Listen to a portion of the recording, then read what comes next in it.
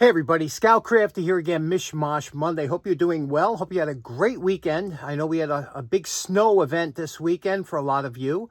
I'm filming this actually on Saturday and probably Sunday, so I don't really know how much we're going to get. They're expecting over a foot here. Don't matter. The snow, I like the snow. I just don't like the extreme cold. And I'll talk more about that in a little while. But first thing I want to get to is... the other day for the video, we did this beautiful Vulcan 50, number 50 soldering iron that I had got. I think I paid 25 cents for that. So it was a really good deal. But I love the big soldering irons. I have a collection of them. And my good buddy Noah and also Kevin, another friend of the show, but they both asked me about the tips, about tinning, using, and that's a good question, and I thought we would get into that real quick and maybe show you how it's done, and let's get started with that right away. Okay, so you remember the other day we did this great Vulcan number 50, and we restored it to, to look like this. It was really beat up. The tip was really in bad shape. If you remember, this is what it looked like, the tip, and it was all pitted, and it was misshapen. It was just in bad shape. So what we did is we did our best. Even after wire brushing, it looked horrible, but we brought our best to do it up like this. Okay, that's what it would look like out of the factory, except soldering irons, whether they be electrical soldering irons or general purpose soldering irons like this one here, the tips all come with a ironclad coating, like a plating on it. And that's to protect the tip because they're usually a copper inside, which this is copper, covered with that ironclad. It helps it retain the solder, and it also stops it from getting any kind of oxidation. Now, oxidation is really what you want to stay away from on any one of your tips, and that's where it usually gets a black or a grimy surface on there, and the solder will not stick and not transfer right. Now, the whole idea behind the tip of a soldering iron, you want to happen is when you touch the item that you're going to solder, you want to transfer heat, number one, but then you also want the solder that's on your iron to wick onto the part that you're soldering on. That's what you want. You want it to slide off here onto your part that you're soldering. If that's not happening, then your tip is not performing correctly. So what you have to do whenever you get a new tip or something, you have to what they call tin it. And that's what we're going to show you here. And to tin it, it's different. Obviously, the smaller electronic irons are much easier to replace the tip. They're meant to do that. When the tips get old and beat up and they should get oxidized and pitted, you replace them. These are, some of them are non-replaceable. Other ones are so expensive like this. You got a big hunk of copper. This is a expensive tip. The other tips are a couple dollars and it just pays to replace it. But this one here, we tried to restore a little bit. So we're going to try and put a coating on there. Again, you do not want to remove that iron coating that's on there, but we had no choice. This thing was in such bad shape.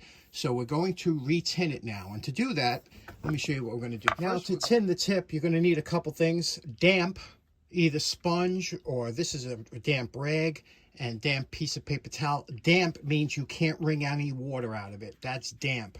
Now, a lot of times they'll say to use distilled or deionized water on anything that touches your soldering iron tip, and I haven't found a real difference here in New York. New York is crappy for a lot of things, but we do have decent water, and so my water here is good, and it doesn't mess up the oxidize the tip. So I use regular tap water.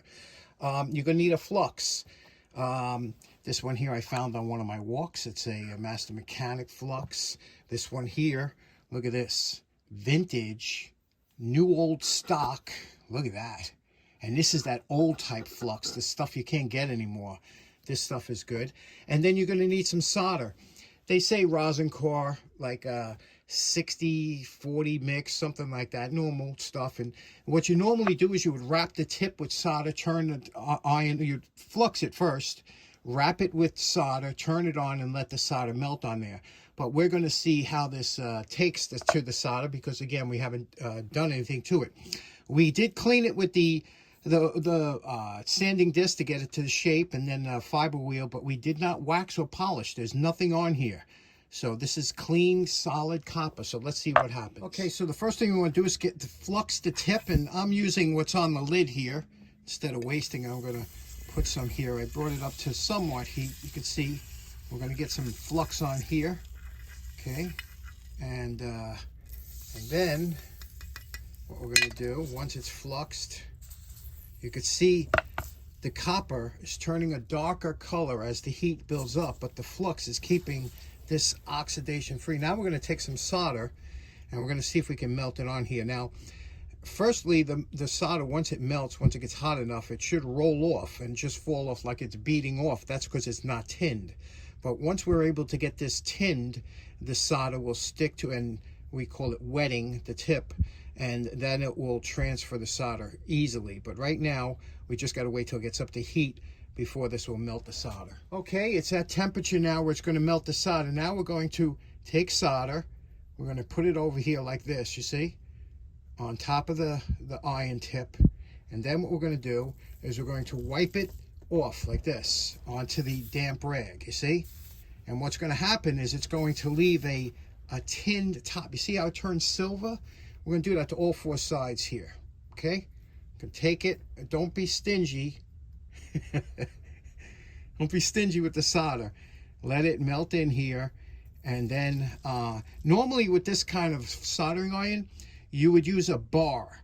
Okay, you don't use, this is kind of electronic solder, but you would use a bar. And get this nice and wet over here, and then just wipe it here. You can use the rag here, just wipe it like this, okay? And this is called tinning the tip. Now, when you look at the tip after you wipe it, you'll see that the solder here, the paper towel seems to always do a better job. In fact, you could wipe it like this if you make sure you don't touch your hand. But you see here what we're doing? Now we just re-tin that tip. That'll stop the oxidation from eating into the copper.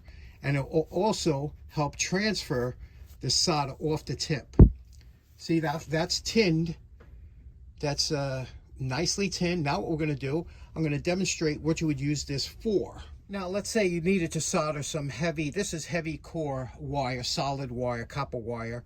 Now you take your soldering iron here and you would touch it here to the wire itself. Now you want to heat up the wire and get it nice and hot so that the solder will melt onto the wire itself, you see, and it's not sticking. It's not, the tip isn't taking it away. It's allowing it to drip onto your joint there. And you could see what a nice, can you see that? What a nice solder joint that is, because the iron was hot and it heated this up right away, and it didn't take that thermal conductivity and cool the iron tip down. So basically, there we go. And now notice the coloring of that shaft here. It turned blue, and now it's working its way down. Okay, so there we go. It's tinned. Look at the nice bluing, that the heat bluing that was left on here. But this is all tinned now. It's not tinned perfectly, but it's good enough. Really, you want to leave that iron coating on your tip. You never want to hit with any abrasion. You just want to use a little bit of that brass wool and a little bit of a sponge, with a damp sponge in between. When you put your soldering iron away, you want it to be clean like this so it don't oxidize. And the other thing is, Noah was asking about, did the smooth surface make a difference? And it does. If you have a iron coating on there, the smooth surface is great. But with this, I went over it with a file just to rough it up a little bit, and it does take better with the solder with a rough surface. So that's a good point that Noah pointed out. But there we go. That's tinned soldering iron. Okay, next up, last week we did this beautiful Mac screwdriver. You remember we did this, and a good friend of the show by the name of Barrett 50, probably, I'm assuming, he's talking about the Barrett 50 caliber rifle, which is a beautiful rifle. I wonder if he has one. But he had pointed out, I could not read the lettering on here, and it's still faint. It was always faint, but it says Mac, and then I said S, and I couldn't. It says Sabina O, and that means it was made in Sabina, Ohio, and that's what was stamped on there. I don't know how he saw it. He must have an eagle eye, or whatever to see that, but that outstanding. Thank you so much for that. So just wanted to pass that along. Okay, next up, as you know, it's been wicked cold here with temperatures in the single digits, and I was worried about my cats, and it is Critter Monday, and I want to talk first about I have 2 outside cats that will not come inside. They only come in the porch to eat. They will not stay inside. Mama and Stripes, they just will not come in. So they're feral cats.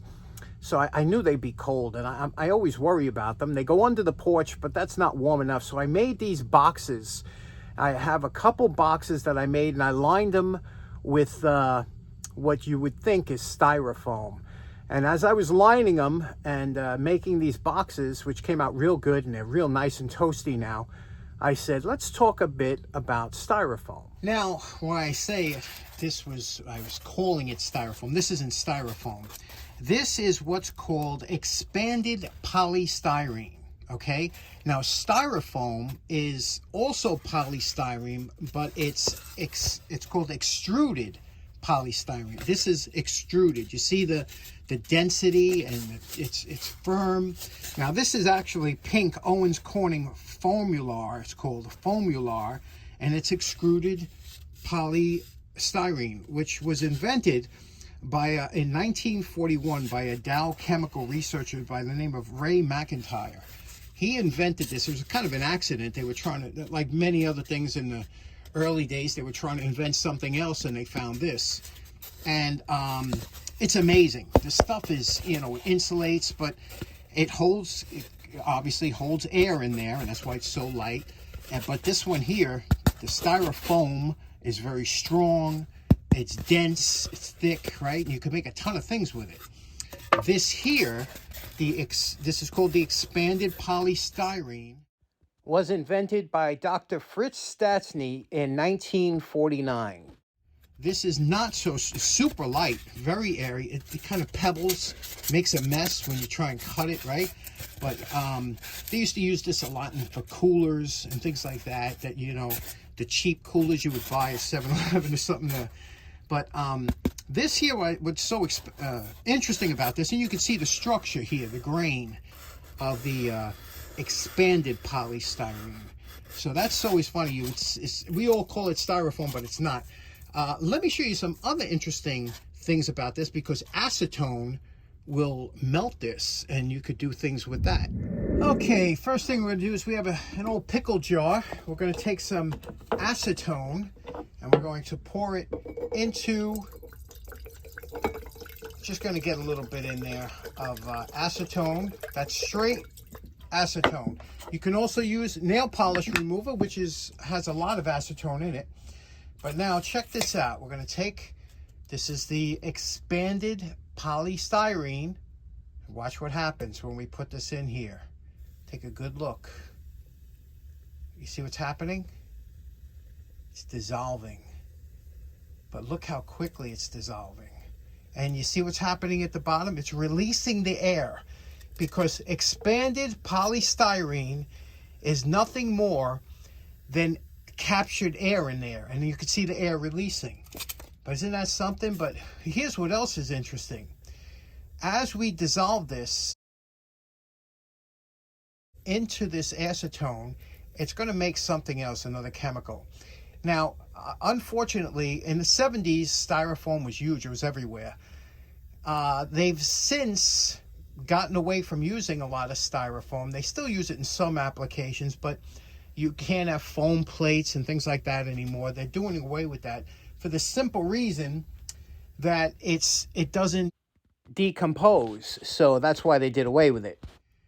Now, when you dissolve this expanded polystyrene into the acetone, eventually, look, it turns into, you can see it's a glob in there. And it's very little bit of polystyrene it takes to make a huge amount of this material that's for packing and things like that, because it's like 90% air. So I just thought that's so interesting. Look how that stuff dissolves in there and just goes away. Again, I'm doing some more because I want to take a mixture of this, and I want to show you what you can use by melting down this expanded polystyrene and making a concoction out of it. But that's pretty satisfying to watch, isn't it? Just how quickly that dissolves.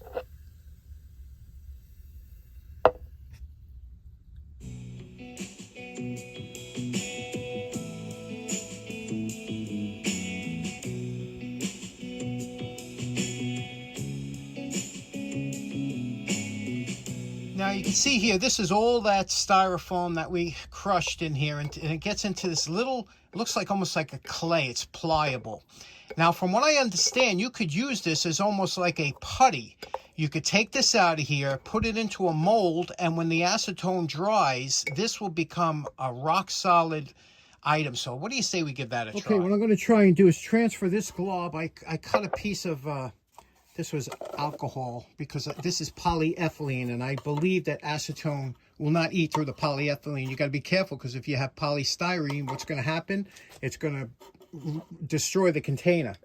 So we're going to take this glob here, and I'm going to fish it out and stick it into there. Let me do it with a glove. Okay, I'm going to try and pour out just the acetone. Most of it. We got most of the acetone. Look, it's still clear. So we got the acetone we'll put there, and then I'll take this glob and I'll put it into this container here and see what happens to it. Put the acetone back in here. And now you see here. Now I'm going to see how long it takes, first of all, to dry. It's also thickening up very quickly, but I want to see what kind of properties this has. If it would be good as make an impression, maybe for molding or something like that. You can see how acetone dries so quickly, so you can see it's already getting very firm. So let's see what happens when this dries. While that's curing over there, let's put a little bit of acetone in the top here and see what happens. Not so much. Not so much. Yeah, about like that much. And we'll see what happens with the pink stuff, with the actual styrofoam. Now, you could see here, very interesting, the air is coming out, but it definitely is not dissolving as fast. Look at that. Look at that. You see the air bubbles popping out of there?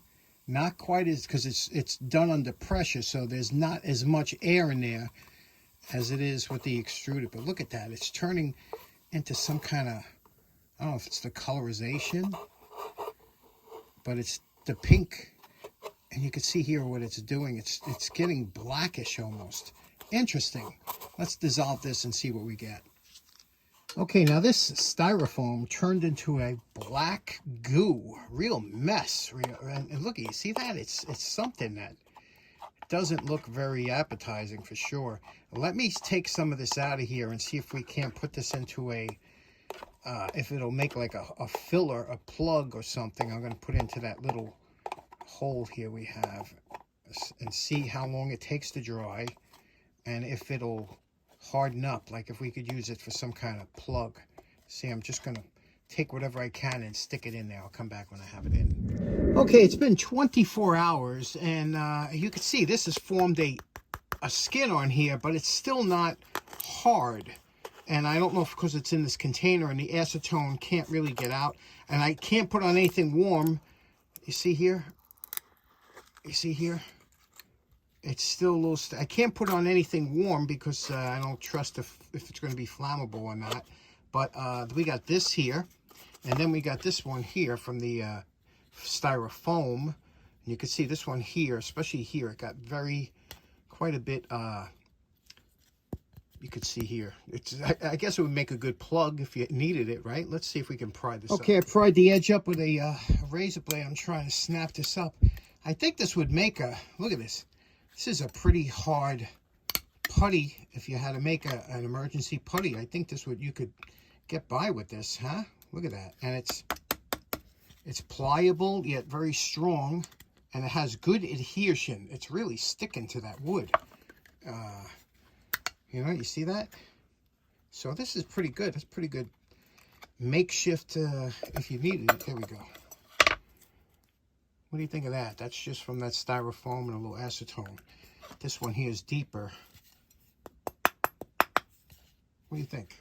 Okay, it's now Sunday evening, and we've had our major snowstorm. We only got a couple hours left, but we've had in excess of 23 inches. We got some 4-foot drifts out there. My back is going to be screaming when I got to shovel that later on tonight after midnight when it stops. However, interesting show today. What do you think about the styrofoam? You think of any kind of repurposing? If you dilute the styrofoam and you brush it on something, it's supposed to make a good weatherproof coating. I don't know. We got to try that next time. Anyway, thanks so much for tuning in. Hope you have a great rest of the week. Stay warm. Take care now. Bye-bye.